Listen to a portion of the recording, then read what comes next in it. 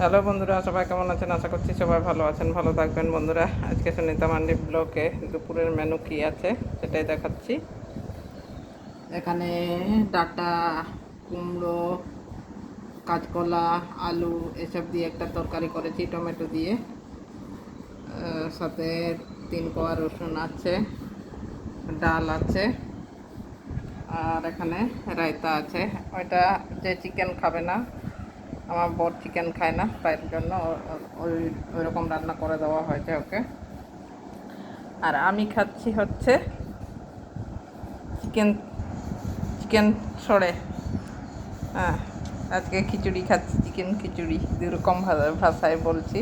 তো আজকে চিকেন খিচুড়ি খাচ্ছি। তো কেমন হয়েছে অবশ্যই কমেন্ট করবেন, আর ভালো লাগলে লাইক করবেন, আর চ্যানেলে নতুন হলে সাবস্ক্রাইব করে পাশে থাকবেন।